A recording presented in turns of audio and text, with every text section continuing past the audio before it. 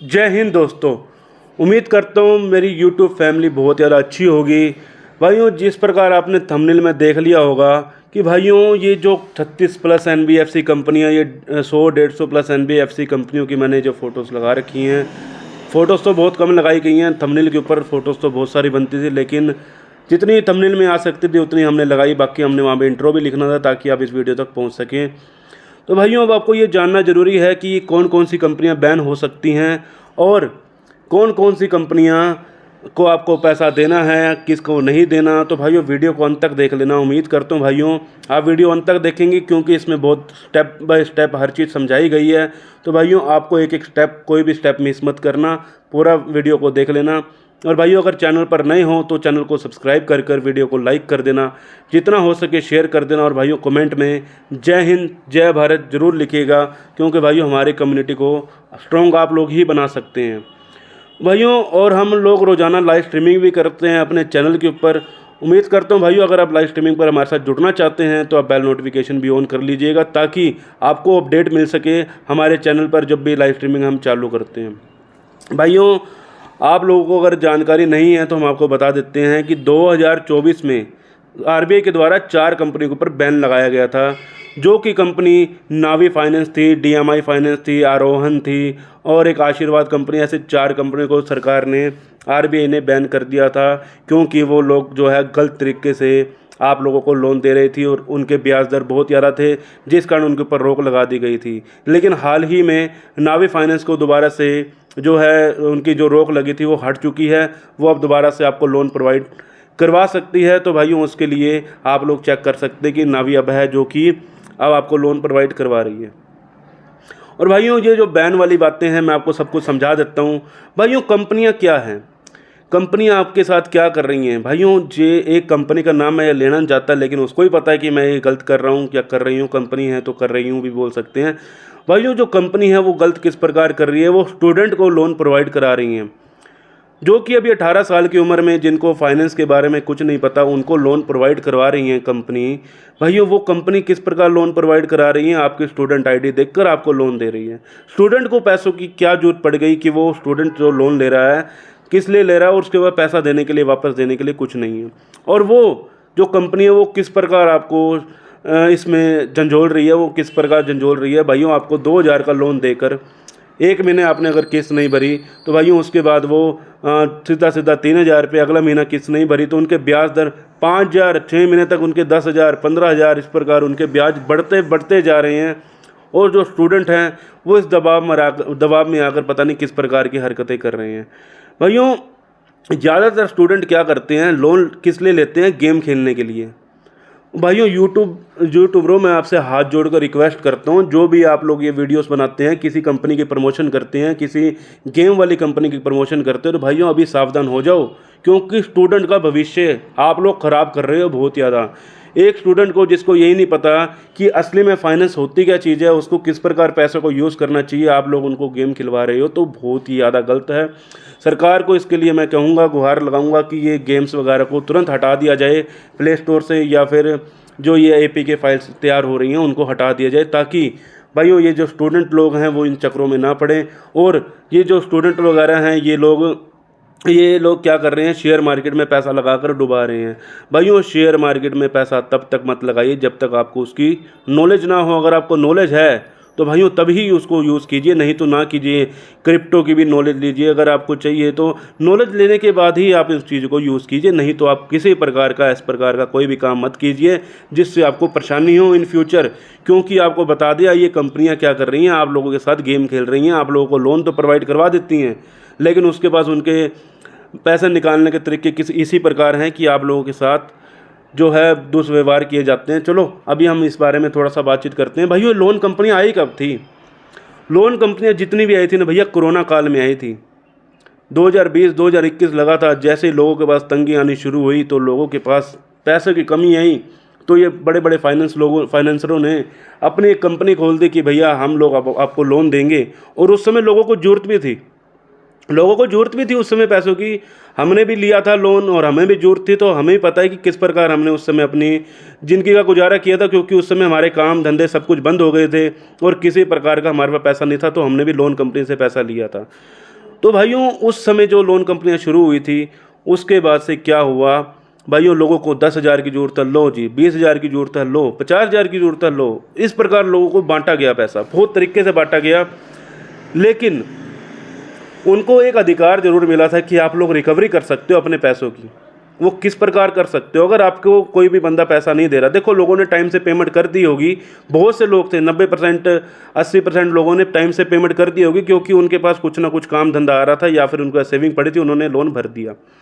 लेकिन कुछ लोगों के साथ क्या हुआ, मतलब कि उनको रिकवरी का जो अधिकार दिया गया, चलो पहले रिकवरी का अधिकार बताते हैं। उनको जो रिकवरी का अधिकार दिया गया वो किस प्रकार का दिया गया था? अगर आपको कोई भी इंसान पैसा नहीं दे रहा, जिसको आपने पेमेंट दे रखी है, वो आपको लोन का पैसा रिटर्न में नहीं दे रहा, तो आप उसके ऊपर कार्रवाई कर सकते हो। जो कार्रवाई होगी वो किस प्रकार होगी? ये रूल 2015 का है भैया, 2015-16 में ये रूल निकला था। ये आरबीआई ने रूल निकाला था कि रिकवरी एजेंटों को किस प्रकार आप लोगों ने हैंडल, रिकवरी एजेंट किस प्रकार आप लोगों से बातचीत कर सकते हैं। तो उसमें उन्होंने यही बोला था, अगर आपको रिकवरी करनी है तो रिकवरी किस प्रकार करनी है कि भैया आपको फ़ोन कॉल कर कर आपको सिर्फ और सिर्फ बताया जाए कि सर आपकी जो है लोन की पेमेंट किस्त बाकी रह गई, आप इसको भर दीजिए। अगर आप इसको नहीं भरेंगे तो आपका जो सिविल स्कोर है वो डाउन हो जाएगा, या आपका जो ब्याज है दिन प्रतिदिन बढ़ता जाएगा। तो इसके लिए हम आपको कह रहे हैं कि लोन की पेमेंट कर दीजिए। असली में रूल यही है। लेकिन रिकवरियाँ जो हो रही हैं गलत तरीके से हो रही हैं। रिकवरियाँ गलत तरीके से किस प्रकार हो रही हैं? आप लोगों के मेरे पास दिन भर मैसेज कॉल्स वगैरह एक ही तरह के आते हैं, सर मेरे घर पे रिकवरी एजेंट तो नहीं आएगा, सर मेरे शहर में रिकवरी एजेंट तो नहीं आएगा, मेरे गांव में रिकवरी एजेंट तो नहीं आएगा। तो भाइयों अगर रिकवरी एजेंट आपके पास आ भी रहे हैं तो 1% घबराएं मत, वीडियो को देख लें ताकि आपको सब कुछ अपने अधिकार पता चल सकें। भाइयों असली में रिकवरी एजेंटों के आपको अधिकार बता दिए क्या थे, लेकिन आज की डेट में जिस प्रकार की रिकवरी हो रही है वो किस प्रकार हो रही है? आपको फ़ोन किया जा रहा है, फ़ोन के साथ आपके साथ गाली गलौज की जा रही है, आपको धमकाया जा रहा है, आपके साथ बदतमीजी की जा रही है, आपके साथ हरासमेंट की जा रही है, तमाम तरह की आपके ऊपर केस लगाने की धमकियां दी जा रही हैं। आपके ऊपर हम 420 का केस लगा देंगे। कोई आपको पुलिस बनकर फ़ोन कर रहा है, कोई आपको एडवोकेट बनकर फ़ोन कर रहा है, कोई आपको हाई कोर्ट का जज बनकर बात कर रहा है। तो मतलब इस प्रकार की आपके साथ बातें की जा रही है रिकवरी एजेंसियों के द्वारा, जिनको इनको यही नहीं पता कि असली में लॉ होती क्या चीज़ है। भाइयों उनको लॉ का एल भी नहीं पता कि असली में एल क्या चीज़ है लॉ में।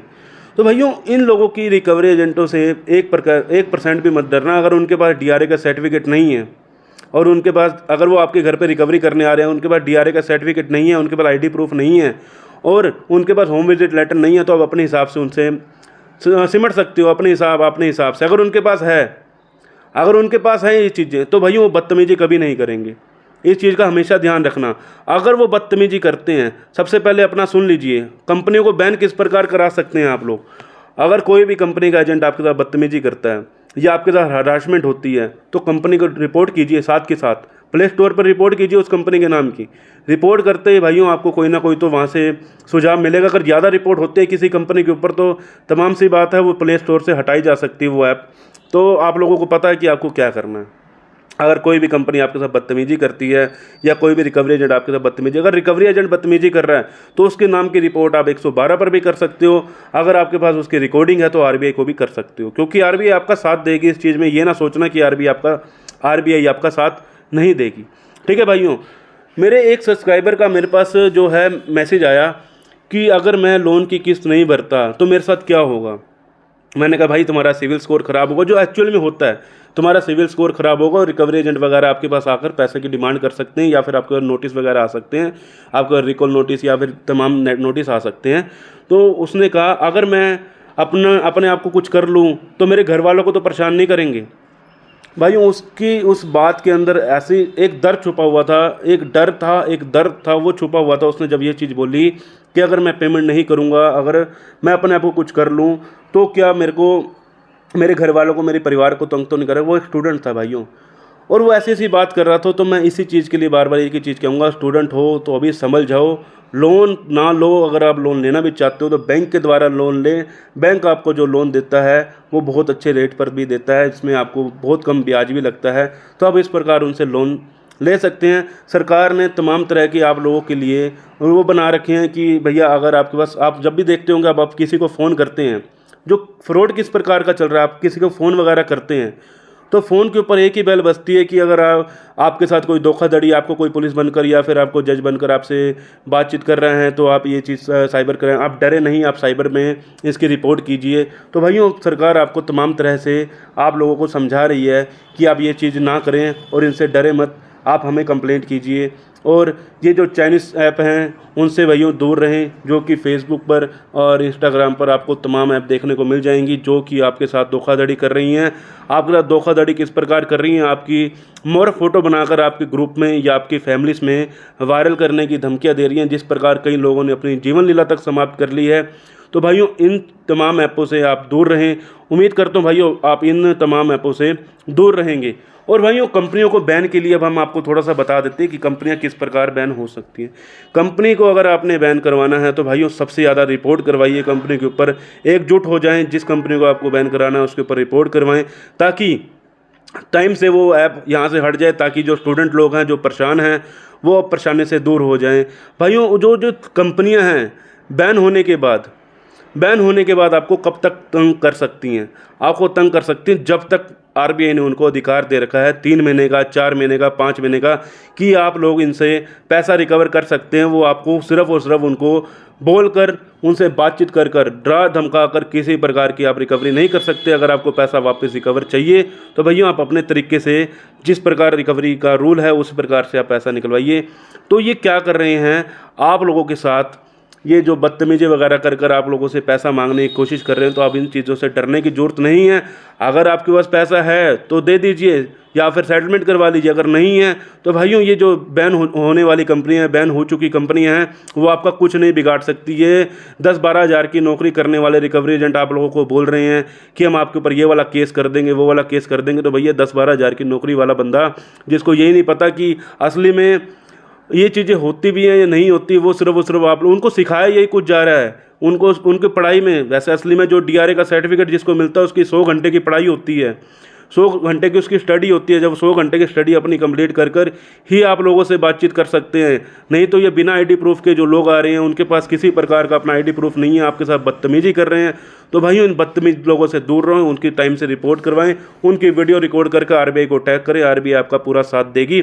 और कंपनी को तब तक पैसा दीजिए अगर वो बैन हो चुकी हैं। अगर वो कंपनी बैन हो चुकी है तो भैया आप या तो उसकी सेटलमेंट करवा लीजिए। तो सेटलमेंट करवाने के बाद ऐसा होगा, सेटलमेंट करवाने के बाद आपकी जो है कुछ समय के बाद आपका जो सिविल है वो ऑटोमेटिक आपका क्लोज दिखा देगा, वहाँ से आपको लोन को, सेटल को भी क्लोज दिखा देगा, क्योंकि वो कंपनियाँ वहाँ से हट चुकी हैं और उनका सिविल से कोई भी मैटर नहीं रह गया। हर कंपनी का शेयर पड़ा हुआ है शेयर मार्केट में, क्योंकि जो भी कंपनी आपके पास आपको पैसा प्रोवाइड करवाती है, वो किस प्रकार पैसा प्रोवाइड कराती है, वो अपने शेयर मार्केट में रखती है। जो लोग ज़्यादा से ज़्यादा उनकी ऐप पर जाते हैं या फिर ज़्यादा से ज़्यादा उनके शेयर वगैरह खरीदते हैं, तो वो जो कंपनी का शेयर है वो ऊपर जाता है। अगर आप लोग ज़्यादातर एनपी करते हैं, कंपनी एनपी भी बहुत मुश्किल से करती हैं। एनपी ना करने की मेन रीज़न यही है, क्योंकि अगर इनका मान के चलो 1000 बंदों में से 250 बंदों ने इनका एनपीए कर दिया, तो बैंक का जो है थोड़ा सिस्टम हिल जाता है। तो वो धीरे धीरे उनके भी शेयर जो है मार्केट में उनका रेट डाउन होने शुरू हो जाते हैं। इसलिए वो एनपीए की जगह सीधा आपका जो लोन है रिटर्न ऑफ में डाल देती हैं, ताकि वो सिर्फ रिकवरी एजेंट देखेंगे, पैसा निकाल कर दे देंगे 10% पे। अब उनको रिकवरी करवाने के लिए भेज देते हैं रिकवरी एजेंट को, और वो अपना पैसा कैसे ना कैसे करके रिकवर करने की पूरी कोशिश करते हैं। तो भाइयों, इस चीज़ को आप छोड़ दीजिए। अगर आपके पास पैसा है तो दे दीजिए, किसी का हक मत मारिए। अगर आपके पास नहीं है तो भाइयों, वो आपका किसी प्रकार का बुरा नहीं कर सकते। वो किस प्रकार से आपको नोटिस वगैरह सेंड कर सकती हैं कंपनियां, जो असली में रूल हैं वो रूल हैं। अगर आपको भेजना चाहें तो वो recall notice, reminder notice send कर सकती है, या तो आपके घर के पते पर भेज सकती है या फिर आपके ईमेल पर भेज सकती है। ठीक है, अगर आपने उनका, अगर आप देखिए, अगर आपके पास किसी प्रकार का रिकॉल नोटिस या किसी प्रकार का आपको रिमाइंडर नोटिस भेजा जाता है, तो आप कंपनी को एक मेल कर दीजिए कि भैया अभी मेरे पास पैसा नहीं है, जैसे ही मेरे पास पैसा होगा मैं दे दूँगा या दे दूँगी। ठीक है, उसके बाद डिमांड नोटिस भेजा जा रहा है। डिमांड नोटिस में क्या बोला जा रहा है, अगर आपने 50,000 का लोन लिया है तो पूरा का पूरा 50,000 हम आपको पे करें, नहीं तो हम आपके ऊपर लीगल एक्शन ले लेंगे। भाइयों, अगर आपके पास ईएमआई भरने के लिए पैसा नहीं है, मेरी फैक्ट्री में आग लग गई है, या फिर मेरे घर परिवार में कोई बीमार है, या फिर किसी की डेथ हो गई है, या किसी प्रकार का कुछ भी मेरे बिजनेस में लॉस हो गया, मेरी जॉब चली गई, किसी प्रकार का आपके साथ दिक्कत आई है, तो भैया इसी कारण ही तो आपने जो है लोन की किस्त नहीं भर पा रहे हो ना। अगर आपके पास लोन की किस्त नहीं भर पा रहे हो तो भैया आप एकदम से सारा पैसा कंपनी का कैसे वापस करोगे। तो कंपनी को वही तुरंत मेल कीजिए, भैया अभी मेरे पास पैसा नहीं है, जैसे ही होगा मैं दे दूंगा। आपके पास एक प्रूफ है कि आपने कंपनी को बोला। अगर आपने कंपनी को बोल रखा है, अगर कंपनी अपनी तरफ से जो मर्जी कर रही है, वो लोग तो आरबीआई की गाइडलाइन को भी फॉलो नहीं कर रही ना। अगर आप लोगों ने बोल दी है, ठीक है, अभी आर्बिट्रेशन के लिए आपको बोलते हैं कि आपकी आर्बिट्रेशन की जाएगी, आपके घर के सामान को अटैच कर लिया जाएगा, आपका ये अटैच कर लेंगे, आपके घर का पंखा, आपके घर की टीवी, आपका फ्रिज, आपके घर का एसी, आपकी गाड़ी, आपका बंगला, सब कुछ अटैच कर लिया जाएगा अगर आप लोन की किस्त नहीं भरेंगे तो। भाइयों सबसे पहली बात सुन लीजिए, किसी प्रकार से आपका कुछ भी अटैच नहीं कर सकते कंपनियां, क्योंकि कंपनियों को ये नहीं है कि आर्बिट्रेशन आपको नियुक्त कर दिया। कंपनी किस प्रकार आर्बिट्रेशन नियुक्त करती है, आर्बिट्रेटर को किस प्रकार नियुक्त करती है। देखो भाइयों, कंपनी का खुद का आर्बिट्रेटर है, कंपनियों का खुद का आर्बिट्रेटर है, सीधी सी बात है। आर्बिट्रेशन का जो मतलब होता है मध्यस्थता। एक आप हो, एक बैंक है, बैंक की तरफ से ही नियुक्त किया हुआ तीसरा बंदा है, जो कि सीधी सी बात है वो बैंक के पक्ष में ही अपना जवाब रखेगा, वो अपने आपके पक्ष में कभी भी नहीं बोलेगा। तो सीधी सी बात, आप उसमें ऑब्जेक्शन लगवाइए, या तो अपना आर्बिट्रेटर अपना खुद का रखिए। अगर आपका आर्बिट्रेटर खुद का है तो सीधी सी बात है आप ऑब्जेक्शन ना लगवा कर उसमें हिस्सादारी ले सकते हो। अगर आपके पास खुद का आर्बिट्रेटर नहीं है तो आप उसमें ऑब्जेक्शन लगवा सकते हो। आपको ऑब्जेक्शन लग जाएगा, उसके बाद वो कुछ भी नहीं कर सकते, क्योंकि ये रूल है। अगर आपने आर्बिट्रेशन पर रोक लगवा दी, अगर आप उसमें शामिल नहीं हो सकते तो कोई दिक्कत वाली बात नहीं है, आप लोगों के साथ परेशानी नहीं होगी, क्योंकि आपने कंपनी को बोल दिया है। उसके बाद भी कह देंगे हम रिवॉर्ड पास कर देंगे, वो रिवॉर्ड पास कर देंगे तो भाइयों आगे भी तो जब आपकी हाई कोर्ट में जो है आपकी जो बिल जाएगा, जो भी आपकी जो चिट्ठी जाएगी, तो क्या वो एकदम से आपका आर्बिट्रेशन का क्या पास कर देंगे अवार्ड? कभी भी ऐसा नहीं होगा। और आर्बिट्रेशन का अवार्ड कभी भी ऐसे पास नहीं होता जब तक आप वहाँ पर नियुक्त ना हो, आप वहाँ पर ना पहुँचें। ठीक है भाइयों, तो इस चीज़ों से मत डरना। अब आपके साथ क्या है, लास्ट में आप क्या करवा सकते हैं अपने लोन के लिए। भाइयों अब आप लोन की ना सेटलमेंट की तरफ भी जा सकते हैं, क्योंकि लोन जब देना शुरू हुआ था ना, जब लोन बंटने शुरू हुए थे, तब से ही सेटलमेंट का एक प्रावधान दिया गया था कि भैया अगर मान के चलो कोई बैंक का कोई भी इंसान अगर पैसा लेकर भर नहीं पा रहा तो बैंक सेटलमेंट कर सकता है। वो सेटलमेंट किस प्रकार होता है, मान के चलो आपका कोई भी अनसिक्योर्ड लोन है जिसकी वैल्यू है 1 लाख रुपया, उस पर ब्याज लगाकर उन्होंने 1.5 लाख, 2 लाख रुपए कर दिया है। कई कंपनियां 1 लाख का 2 लाख, 3 लाख भी बना देती हैं। तो ठीक है, जो आपकी सेटलमेंट होगी वो होगी सबसे पहले तो आपकी प्रिंसिपल अमाउंट पे। कंपनियां दबाव देंगी आपको कि आपको ब्याज भी देना होगा, आपके आउटस्टैंडिंग अमाउंट के ऊपर ही आपकी सेटलमेंट होगी, लेकिन आप लोग सेटलमेंट प्रिंसिपल अमाउंट पर जो है करवा सकते हो। प्रिंसिपल अमाउंट पे सेटलमेंट जो होगी भाई, सबसे पहले कंपनी बोलेगी हम आपको 60% पर सेटलमेंट देते हैं, आप लोग 60% पेमेंट कर दीजिए और 40% हमारी तरफ से माफ़ कर दिया जाएगा, लेकिन जो है सेटलमेंट हो जाएगी उसके अंदर। लेकिन भाइयों अब आपके पास सेटलमेंट करने के लिए 60,000 भी नहीं है। आप कंपनी को मेल कीजिए कि भैया मेरे पास तो 30 या 40,000 जितने आपके पास हैं, मतलब कि कम भी ना बताइए ताकि कंपनी उसमें मान जाए, कम भी मत बताइए, लेकिन आप लोग उनके साथ नेगोशिएट कर सकते हो, बार्गेनिंग कर सकते हो, तो उसमें सेटलमेंट हो जाएगी। एक चीज़ का ध्यान रखना, सेटलमेंट के बाद कभी भी आपको लोन नहीं मिलेगा। सेटलमेंट के बाद कभी ज़िंदगी में लोन नहीं मिलेगा, इस चीज़ का ध्यान रखना। अगर आप सेटलमेंट करवाना भी चाहते हैं तो, अगर आप ईएमआई में करना चाहते हो सेटलमेंट, तो ईएमआई में भी सेटलमेंट हो जाती है, 4 ईएमआई बन जाएंगी। अगर 1 लाख का है तो 1 लाख में 25-25 हज़ार करके 4 बार में उतार दो तो आपकी सेटलमेंट हो जाएगी। लेकिन अगर आपने उसमें से एक भी किस्त बाउंस कर दी तो वो सेटलमेंट भी रद्द कर दी जाती है। इस चीज़ के लिए आपको हमेशा ध्यान रखना है। आम भोली वाली जनता को भाइयों ना ही ये किसी प्रकार का दबाव दे सकते हैं, ना ही डरा सकते हैं, किसी प्रकार के आपके साथ बदतमीजी नहीं कर सकते। अपना अधिकार समझिए, अपने अधिकार को कभी भी साइड में ना रखिए, अपने अधिकार को हमेशा समझिए कि भैया मेरा जो अधिकार है उस अधिकार से मैं अपने आप को जो है देख सकता हूँ। इस दुनिया में जो मैं आया हूँ तो भैया कुछ ना कुछ करके ही दिखाऊंगा। उम्मीद करता हूँ भाइयों आज आपके पास पैसा नहीं है, आने वाले कुछ समय के बाद आपके पास इतना पैसा हो जाए कि भाइयों आपको इन कंपनियों से लोन का पैसा लेना ही ना पड़े। आप खुद ही लोन देने पर आप लोगों को लोन दे रहे हो। तो भाइयों मैं जरूर उम्मीद करता हूँ भाइयों जितनी भी जनता इस समय मेरी वीडियो को देख रही है, इस वीडियो को ज़्यादा से ज़्यादा लाइक करना और शेयर करना उन लोगों के साथ जो इस समय लोन के ट्रैप में दलदल में फंसे हुए हैं। तो भैया मिलते हैं किसी और अन्य इन्फॉर्मेशन के साथ। जय हिंद, जय भारत।